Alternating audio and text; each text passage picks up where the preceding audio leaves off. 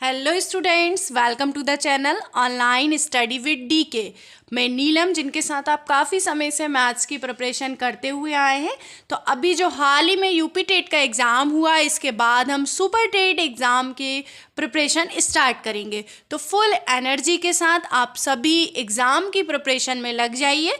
और सबसे पहले जो मैंने आपका बेसिक टॉपिक लिया है नंबर सिस्टम, इसके क्वेश्चंस लिए हम क्वेश्चन सीरीज ही करते जाएंगे, ताकि इसी में बीच बीच में जो भी आपको नीडफुल एक्सप्लेनेशन होगा वो भी मैं आपको करवाती जाऊंगी।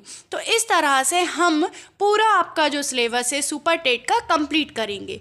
और काफ़ी स्टूडेंट्स की डिमांड थी कि सुपर टेट का मैथ्स का पूरा कवर किया जाए, तो मैं कोशिश करूंगी कि आपके एग्ज़ाम तक बहुत सारे मैक्सिमम क्वेश्चंस भी हम लगा लें और आपका सिलेबस भी कंप्लीट हो जाए। तो यदि आपने चैनल को सब्सक्राइब नहीं किया है तो आप चैनल को सब्सक्राइब कर लें, बेल आइकन पे क्लिक करें ताकि आपको सभी नोटिफिकेशन मिल सके। तो चलिए, आज का हमारा जो टॉपिक है नंबर सिस्टम, इससे हमने डिफरेंट टाइप के क्वेश्चंस लिए हुए हैं और हम उन क्वेश्चंस को कोशिश करेंगे काफ़ी हद तक अच्छे से सीखने की। तो चलिए, जो हमारा फर्स्ट क्वेश्चन है आज का, वो अभाज्य गुणनखंड मेथड से लिया हुआ है, जो कि आप जानते हैं कि अभाज्य गुणनखंड जो मेथड है वो बहुत ही यूज़फुल है और एग्ज़ाम में काफ़ी रिपीटेशन क्वेश्चंस आते हैं। तो चलिए, पहला क्वेश्चन है आपका, 7429 के अभाज्य गुणनखंड हैं। आपको इस टाइप का कोई नंबर दिया हुआ है जिसका आपको अभाज्य गुणनखंड निकालना है। तो देखिए, ये जो एक ऐसा नंबर है, हम सबसे पहले कभी भी गुणनखंड निकालते हैं तो सबसे छोटे नंबर से स्टार्ट करते हैं। तो 3 से चेक करने की मेथड क्या होती है कि सम ऑफ नंबर, देखिए मैं मेथड भी आपको सिखाती जा रही हूँ। सम ऑफ नंबर्स मतलब जितने भी नंबर्स हैं उन सभी का योग, ठीक। योग अगर आप इन सभी नंबरों का करें तो देखिए 7 + 4 11, 11 और 9 20 एंड 2 इज 22। तो जो 22 है आपका, क्या ये 3 से डिवाइड है? तो ये नहीं है। तो इस कंडीशन में ये होता है कि 3 से डिविजिबल नहीं है। आप 7 को चेक करें, फिर इसी तरह से 9 के लिए आप सम करके चेक करते हैं। ये ना तो 9 से डिवाइड है, क्योंकि ये 22, आप सम यहाँ देख सकते हैं 22 आ रहा है, तो ये 9 से भी डिवाइड नहीं है। तो नेक्स्ट हम चेक करेंगे 17 से, ठीक। तो मैं इसके गुणनखंड निकालने वाली हूँ। देखिए 7 4 2 9 में मैं 17 से डिवाइड करूँगी। तो देखिए 17 से आपका ये 4 टाइम, देन ये 3 टाइम एंड देन ये 7 टाइम। अब इस नंबर में हमें किस नंबर से डिवाइड लगाना है? तो देखिए 17 से पहले के मैंने सारे नंबर्स चेक कर लिए। अब हम 19 से देखेंगे। 19 2 जा एंड फिर आपका 19 3 जा 57, फिर आपका ये 23 जो कि एक अभाज्य संख्या है, 23 1 जा 23। तो आपके 7429 के अभाज्य गुणनखंड हुए 17, 19 एंड 23। तो इस तरह से कभी भी कोई ऐसी संख्या है तो आपको यदि गुणनखंड निकालने हैं तो आप कोशिश करें कि सबसे पहले छोटे नंबर से आप डिवाइड लगाएं, देन इसके बाद फिर बिग नंबर पे, बिगेस्ट नंबर पर जाएं।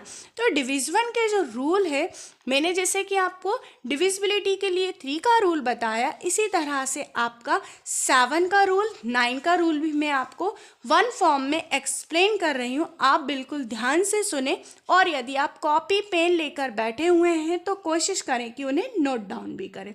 तो देखिए 3 से डिविजिबिलिटी का जो रूल होता है उसमें आपको नंबरों को सम करना है। यदि नंबरों का सम 3 से डिवाइड है तो वो नंबर भी 3 से डिवाइड होगा। 4 की बात करते हैं, यदि लास्ट के 2 डिजिट, किसी भी नंबर के लास्ट के 2 डिजिट यदि 4 से डिवाइड है तो वो नंबर भी 4 से डिवाइड होगा। 5 के लिए लास्ट में आपका 0 या 5 से डिविजिबिलिटी का रूल क्या बोलता है कि लास्ट में यदि आपका 0 है या 5 है तो वो नंबर आपका 5 से 5 से डिवाइड होगा। फिर हम 6 की बात करते हैं, 6 की बात करते हैं, तो जब भी आपको 6 से किसी नंबर को डिवाइड करना है, विभाज्य करना है, तो आपका नंबर 2 से भी डिवाइड होना चाहिए और 3 से भी डिवाइड होना चाहिए।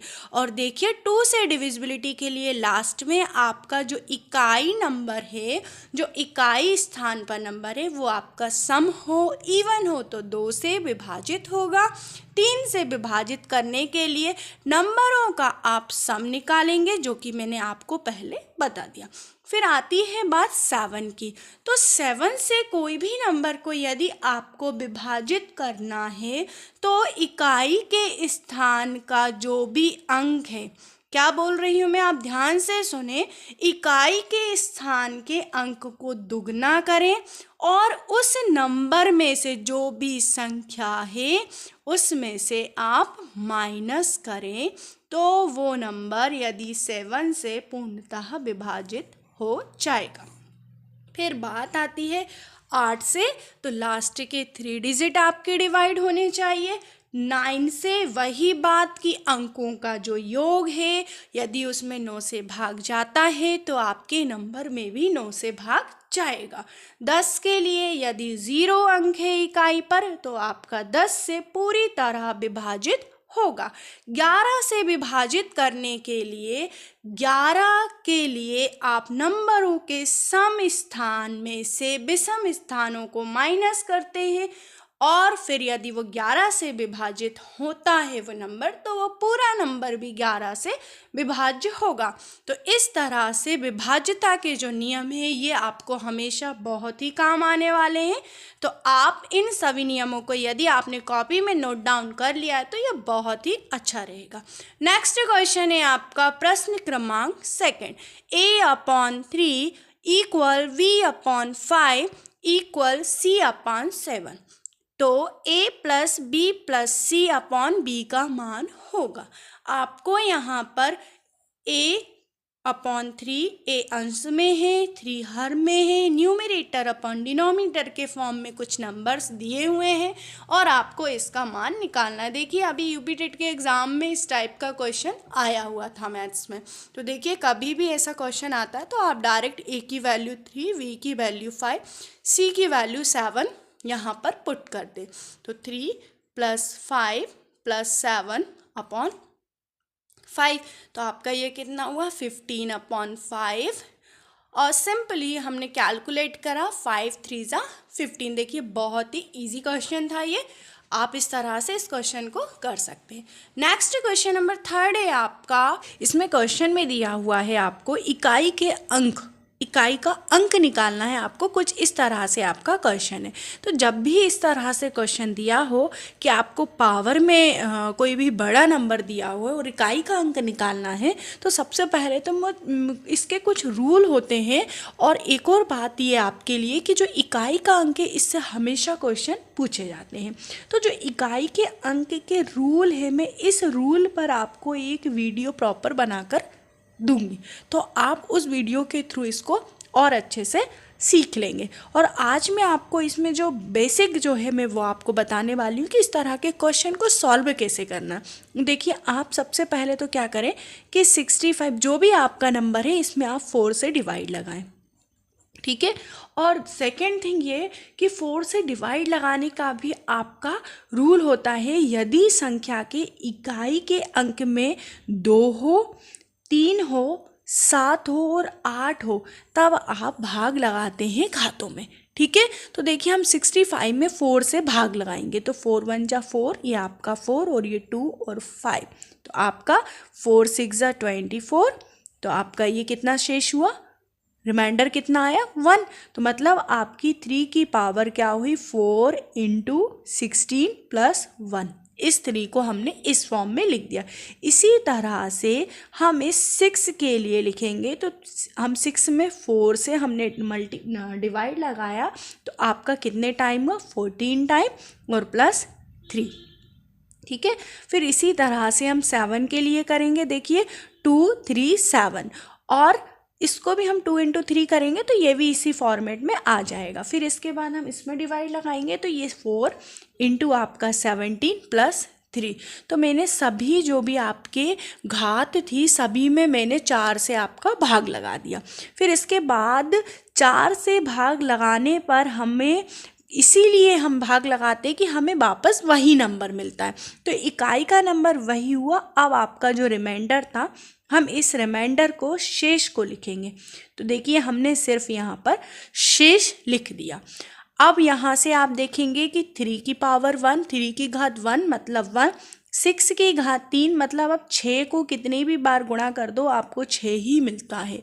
7 की घात 3 मतलब आपका इकाई का अंक कितना होगा, क्योंकि 7 की घात 3 में आपका इकाई का अंक आता है 3। अब देखिए आप इसे मल्टीप्लाई कर सकते हैं तो कितना होगा, 6 तिया 18, 8 तिया 24, 18 और इसका इकाई का अंक और ये मल्टीप्लाई करेंगे तो 8 तिया 24 और आपका 4 यहाँ पर इकाई का अंक है, मतलब आपका इकाई का अंक क्या हुआ, 4। तो और कोई भी नंबर जैसे कि आपका लिखा हुआ है 2, 3, 4, 5, तो ये आपका होता है इकाई का अंक, ये होता है आपका दहाई का, ये होता है आपका सैकड़े का। तो इस तरह से आप किसी भी नंबर को इकाई का अंक अगर निकालना है तो इस तरह से आप सॉल्व करेंगे। बाकी मैं आपकी विभाज्यता के नियम के लिए और इकाई के अंक किस तरह से आप निकालेंगे इसका 1-2 वीडियो मैं आपको इसमें बना करके दूंगी। चलिए नेक्स्ट क्वेश्चन देखते हैं।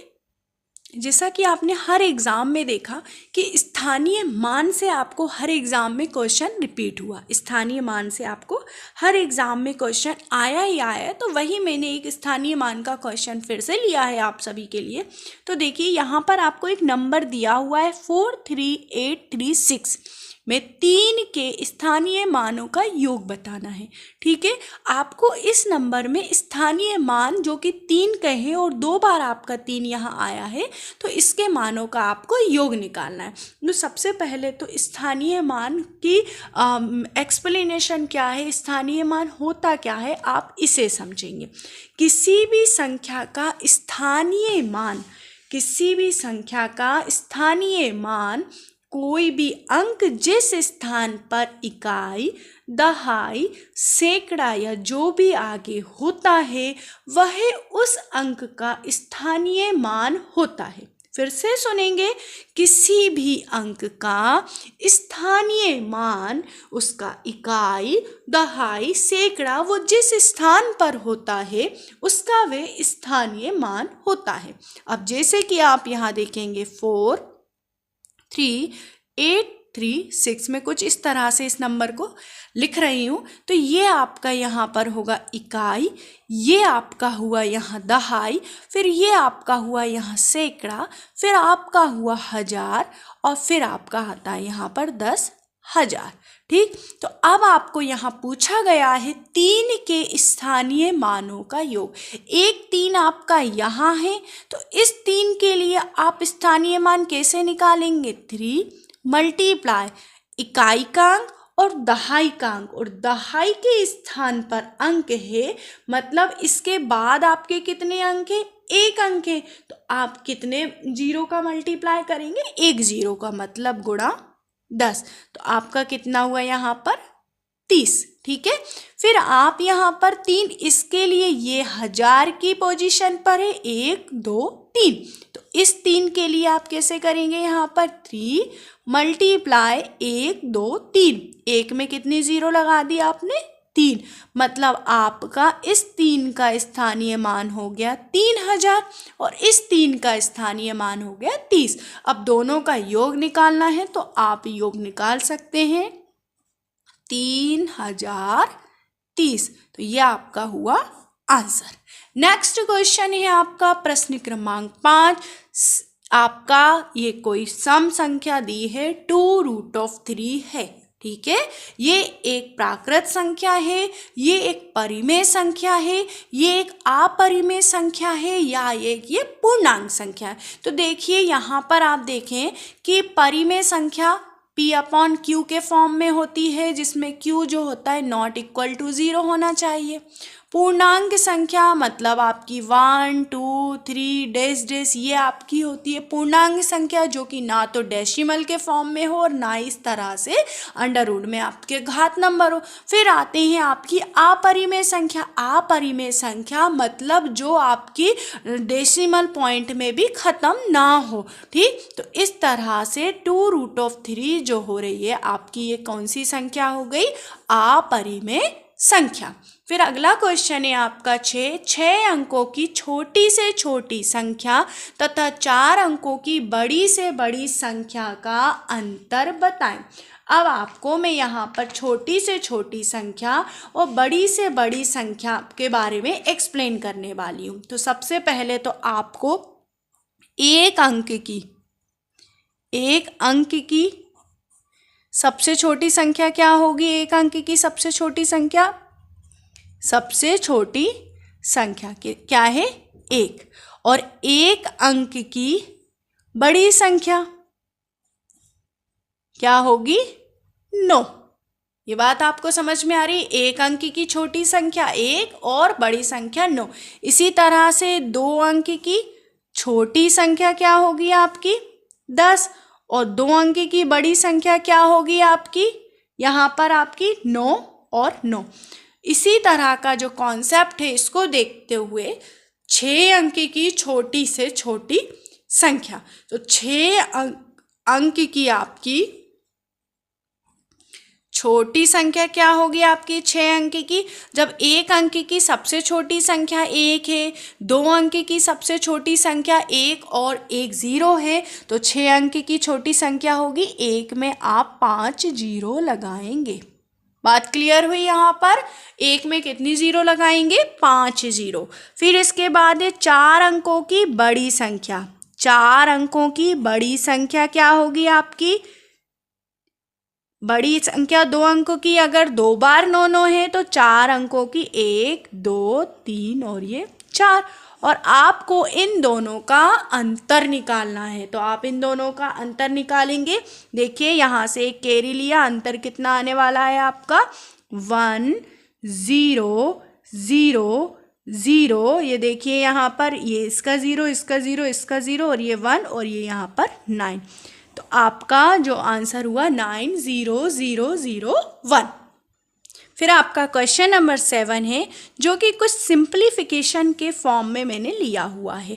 आई होप कि सभी क्वेश्चन आपको अच्छे से समझ में आ रहे होंगे और आप अच्छे से सभी क्वेश्चन कर भी पाएंगे। तो देखिए इस टाइप के क्वेश्चन आए तो यहाँ पर डायरेक्ट आप एक फॉर्मूला दिमाग में रखें।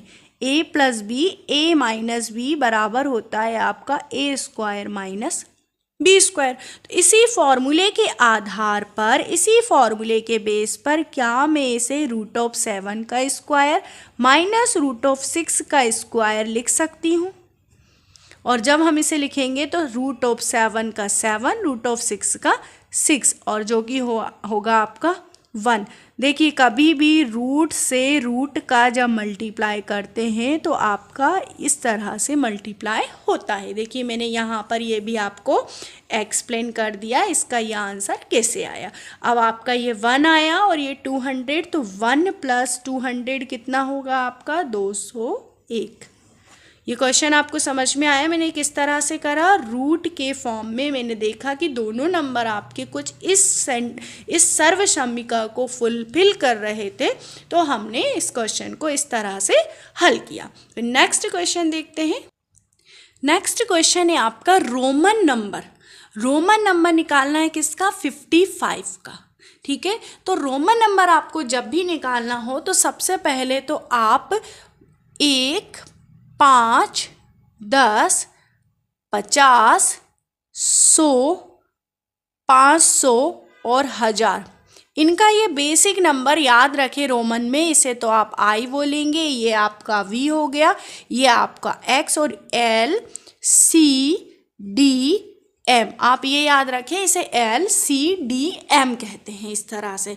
तो आपको 55 का रोमन नंबर निकालना है तो आप 55 को 55 को लिखेंगे 50 + 5, ये 50 आपका और ये 5, और 50 को रोमन में हम क्या लिखते हैं? एल और 5 को वी, तो आपका 55 क्या हो जाएगा, एल वी। आप यदि ये सिर्फ ये आपका जो टेबल है ये रोमन नंबर में याद रखेंगे तो आप इजीली किसी भी नंबर को रोमन नंबर में बदल पाएंगे। चलिए हम रोमन नंबर के कुछ और क्वेश्चन देखते हैं जिससे आप इसे और अच्छे से सीख जाएं। चलिए नेक्स्ट क्वेश्चन देखते हैं। यहाँ पर मैंने 59, 73, 81 लिया हुआ है, इन्हें मुझे रोमन नंबर में चेंज करना है। देखिए तो 59 को तो हम उसी फॉर्मेट में चेंज कर सकते हैं 50 + 9, ठीक। और मैंने यहाँ पर आपको फिर से लिखकर बता देती हूँ 1, 5, 10, 50, 100, 500 और 1000, ठीक है। तो आप यहाँ से याद रखें LCDM, बाकी तो आपको X, V और I पता ही है, इसके आगे के LCDM। देखिए मैंने 50 को लिखा 50 + 9 और 50 को हमने क्या लिखा यहाँ पर L और 9 को हम क्या लिख सकते हैं IX। तो ये आपका क्या हो गया 50 + 9 का LIX। 73 के लिए हम क्या लिख सकते हैं इसे, देखिए 50 + 10 + 10 + 3, क्योंकि मुझे 50 का पता है, 10 का होता है, 10 का होता है और 3 का भी पता है। तो 50 को हम लिखेंगे L, 10 का लिखेंगे X, इस 10 का लिखेंगे X और 3 के लिए 1, 2 और ये 3, ठीक। इसी तरह से हम 81 को चेंज करेंगे।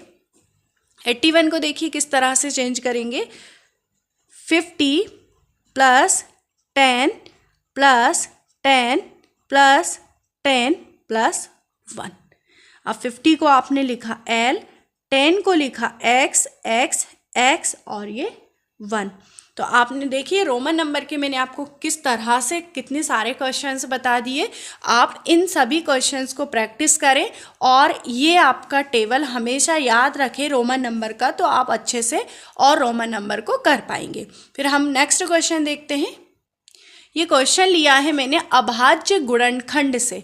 आपको अभाज्य गुणनखंड निकालने हैं इन नंबरों के। तो देखिए अभाज्य गुणनखंड से क्वेश्चन एग्जाम में हमेशा पूछते हैं। तो देखिए अभाज्य गुणनखंड के क्वेश्चन को जब भी आप हल करें तो जो भी आपके नंबर हो उन्हें बिल्कुल आप उनके गुणनखंड को लेकर के हल करें। तो देखिए जैसे कि आपका यहाँ पर दिया हुआ है 6, तो 6 का आपका गुणनखंड है 2 × 3। बाकी आपका 3 का कोई चेंज होगा नहीं, 11 का नहीं होगा, 65 का देखते हैं। तो 65 का सबसे पहले हम गुणनखंड निकालेंगे। तो देखिए 65 3 से आपका होगा नहीं, 6 और 5 11 होता है, 3 से आपका होगा नहीं, तो 5 से 5 1 जा 5, 5 3 जा 15 और ये 13 से तो 13 1 जा 13। तो 65 का हुआ आपका 5 × 13।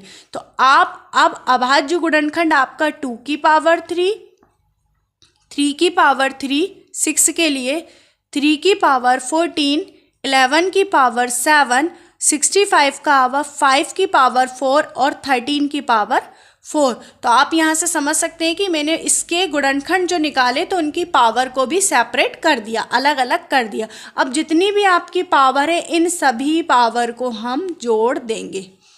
आप यहाँ पर सभी पावर को सिर्फ जोड़ देंगे। तो देखिए आप इन सभी पावर को जोड़ेंगे, 3 और 3 6, 20 27 और आपका 4 31 और 4 आपका 35। तो आपके अभाज्य गुणनखंडों की संख्या क्या हुई 35। आई होप कि सभी क्वेश्चंस आपको, सभी मेथड्स आपको अच्छे से समझ में आ रही होंगी। नेक्स्ट क्वेश्चन देखते हैं। वह बड़ी से बड़ी संख्या जिसका 343682908 में भाग देने पर शेष 4 आता है। देखिए इस तरह के क्वेश्चन किस तरह से किए जाते हैं, सॉल्व करने की मेथड क्या है, और यदि आपको सभी क्वेश्चंस अच्छे से समझ में आ रहे हैं तो आप चैनल को सब्सक्राइब करें, लाइक करें, कमेंट करें, जो भी क्वेरीज हो वो पूछते हुए चलें। आपको जो भी क्वेरीज हैं, अगर आप चाहते हैं कि और भी बेसिक क्वेश्चंस चाहिए तो आप हमें वो भी बता सकते हैं। तो देखिए यहाँ पर वह बड़ी से बड़ी संख्या जिसका 343682908 में भाग देने पर शेष 4 है। आप सबसे पहले जब भी ऐसे क्वेश्चन आए तो जो भी शेष की बात हो रही है, इस शेष को इन सभी में से माइनस करें। तो देखिए हमने माइनस किया, यहाँ 339, 682 में से आप 4 को माइनस करेंगे तो 678, 908 में से आप 4 को माइनस करेंगे तो 904, और फिर इसके बाद आप इनके गुणनखंड निकालें। तो देखिए हम सभी के अलग अलग गुणनखंड निकालेंगे। ये तो आपका 3 से है ही, ये आपका 113 से ही होगा। 6, 7, 8 आपका 2 से होगा पहले, क्योंकि लास्ट में आपका सम नंबर है, इवन नंबर है, और ये 8 टाइम 9 टाइम होगा ये 339। फिर ये 3 से 3 1 जा 3, 3 3 जा 9, 1 1 3, और ये 1 टाइम। फिर 904, फिर आपका ये फिर से 2 से होगा, 4 5 2, फिर 2 से होगा, 2 2 जा 2 2 जा 2 6 जा, फिर 2 से 2 1 जा 2 1 जा 2 3 जा, फिर आपका 1 1 3 से 1 1। अब आप यहाँ पर देखें कि इन सभी का महत्तम समापवर्तक क्या आ रहा है। महत्तम समापवर्तक आपका क्या है? तो देखिए यहाँ पर 3 है, यहाँ 3 है, यहाँ नहीं है, तो आपका नहीं होगा। यहाँ 113 है, यहाँ भी है, यहाँ भी है, मतलब आपका जो 113 है यह ऐसी संख्या है जिससे आप इन सभी में भाग लगाएंगे तो आपको 4 शेष होगा, मतलब आपका राइट ऑप्शन होगा ऑप्शन नंबर 4। नेक्स्ट क्वेश्चन है 4:5:8 का व्युत्क्रम क्या होगा। आपको इनका व्युत्क्रम बताना है, तो जब भी व्युत्क्रम की बात आए तो डायरेक्ट आप इसे सबसे पहले व्युत्क्रम में लिखें, और जो भी आपका हर में है उनका आप निकालें LCM। जो भी हर में है उनका हम क्या निकालेंगे? LCM। तो आप 4 5 8 का LCM निकालें। तो 4 5 और 8 का जो है आपका एलसीएम है 40, और इस 40 से सभी में अलग अलग आप मल्टीप्लाई कर दें, सभी के अंश में ले लें 40। देखिए इस तरह से सभी में मल्टीप्लाई कर दें, कैंसिल हुआ, ये 10 टाइम, ये आपका 8 टाइम, और ये आपका 5 टाइम। तो आपका जो अनुपात मिला 10:8:5, 10:8:5। तो ये आपका व्युत्क्रम का क्वेश्चन था जो कि हमने इस तरह से सॉल्व किया। नेक्स्ट क्वेश्चन है x का मान यदि 21, 26, 49 और x है तो आपको x का मान निकालना है यदि माध्य आपका 32 दिया हुआ है। 21, 26, 49 और x का माध्य आपको कितना दिया हुआ है? 32। और माध्य क्या होता है? सभी नंबरों का सम करना है, और जितने नंबर हैं 1 2 3 4 उतने नंबरों से आपको भाग लगाना है। इन नंबरों का सम करेंगे और आप भाग लगाएंगे 4 से, तो नंबरों का जो सम है वो आपका है 96 प्लस x। 32 इंटू 4 आपका कितना होता है? 128। 96 आपका ट्रांसफ़र हुआ तो x इज इक्वल्स टू आपका कितना हुआ? 32। तो ये आपकी बिल्कुल सिंपल कैलकुलेशन वेस्ट क्वेश्चन है। माध्य निकालना था, माध्य दिया हुआ था, x का मान निकालना था। अब नेक्स्ट क्वेश्चन देखते हैं। आई होप कि आप बहुत अच्छे से समझ रहे होंगे। जो भी आपकी प्रॉब्लम्स है वो कमेंट बॉक्स में पूछते रहिएगा। अब यहाँ पर कुछ क्वेश्चंस मैंने गणित शिक्षण शास्त्र से लिए हुए हैं। गणित की संकल्पनाओं और सिद्धांतों को समझना अधिगम के किस उद्देश्य की पूर्ति है? कौशल, पूर्व ज्ञान प्रेक्षण, अवबोधन। अब आपको यहाँ पर बोला गया है कि गणित की संकल्पनाओं और सिद्धांतों को समझना है आपको। तो देखिए आप कोई काम करते हैं तो आपका कौशल आता है, और पूर्व ज्ञान मतलब यदि आप काम कर रहे हैं कुछ तो आप पहले से यदि कुछ नॉलेज है तो उसका उपयोग करना पूर्व ज्ञान होता है। लेकिन यहाँ बोल रहे संकल्पनाओं और सिद्धांतों को समझना है। समझाना मतलब आपका अवबोधन। नेक्स्ट है आपका प्रश्न क्रमांक 2। उपचारात्मक शिक्षा की जरूरत पड़ती है, किसे पड़ती है? मंदबुद्धि बच्चों के लिए। पिछड़े बच्चों के लिए, सामान्य बच्चों के लिए या सभी के लिए? तो आप सभी को पता है कि उपचारात्मक जो शिक्षण है, चाहे बच्चा मंदबुद्धि हो, चाहे बच्चा पिछड़ा हो, चाहे बच्चा सामान्य हो, सभी के लिए आप उपचारात्मक शिक्षण की जरूरत रहेगी। प्रश्न क्रमांक 2 का आपका 4 आंसर रहेगा। फिर ये आपका थर्ड, सिद्ध कीजिए कि ऐसी कोई भी परिमेय संख्या नहीं है जिसका वर्ग 2 है। आपको यहाँ पर बोला गया है कि आपको सिद्ध करना है, और सिद्ध करने की बात आती है मतलब आप किसी को या तो दिया हुआ है तो उसका आप विरोध करेंगे, तो विरोध द्वारा उपपत्ति। तो जब भी इस तरह का प्रश्न पूछा जाए कि ऐसी कोई भी परिमेय संख्या नहीं है जिसका वर्ग 2 है, तो विरोध द्वारा उपपत्ति। नेक्स्ट क्वेश्चन देखते हैं।